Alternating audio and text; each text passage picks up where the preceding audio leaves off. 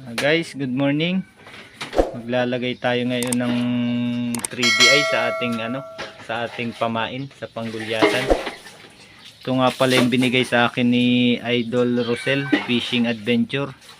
Lalagyan natin ng mata para mas attractive siya sa gulyasan. So, ganito lang guys pag naglalagay kami ng mata sa mga pamain namin. Gamit ang UV resin, tapos may UV light. Ayan, maglalagay tayo ng mata. So panoorin nyo na lang guys.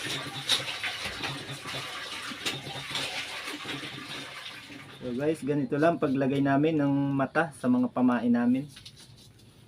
So itong red eye, 3D red eye ang ilalagay natin. So ito, may isa na. Ito yung mga binigay sa aking ni Idol Rosel Fishing Adventure. So ito lang, madali lang to.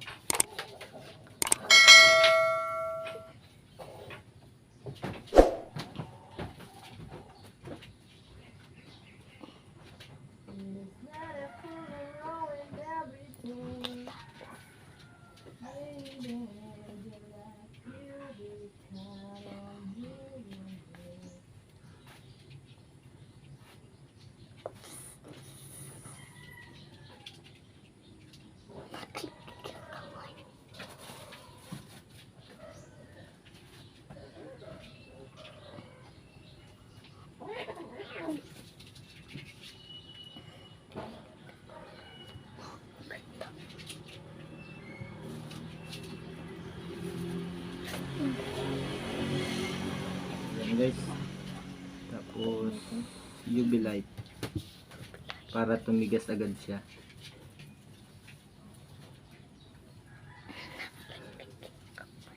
Pag yung tupid.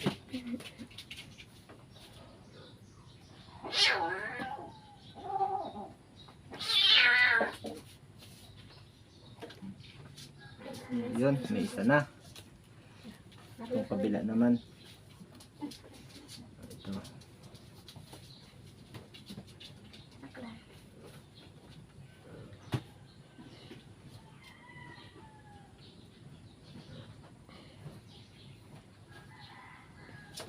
Nakalutang.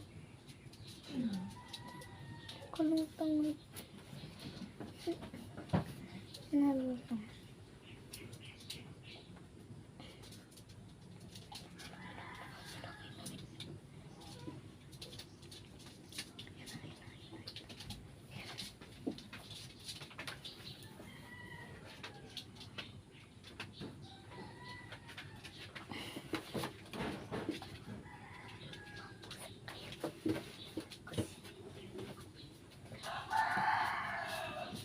Ito na guys.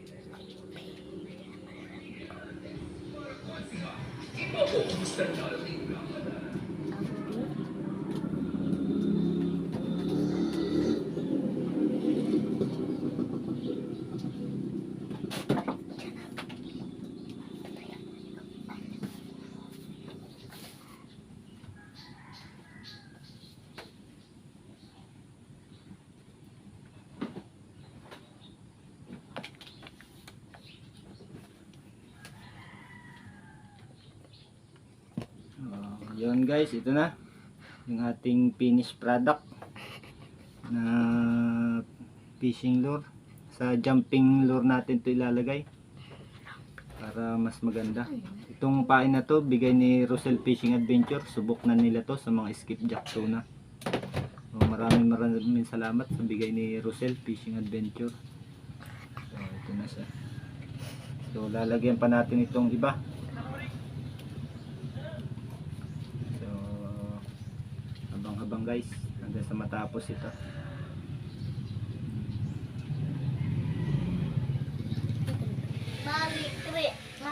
Rose.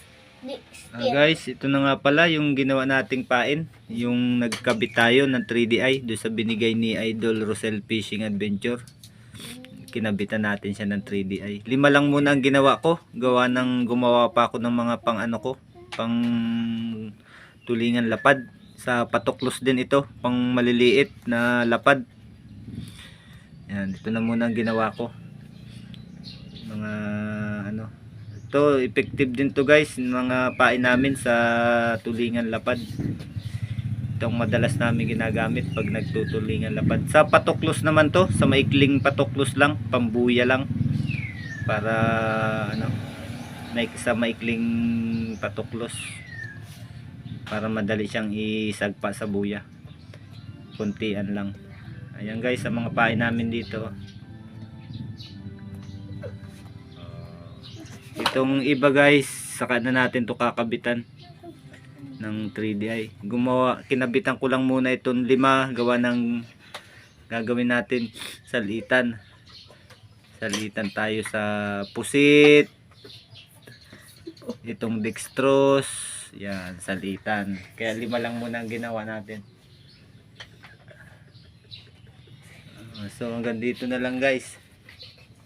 Una na. Tang.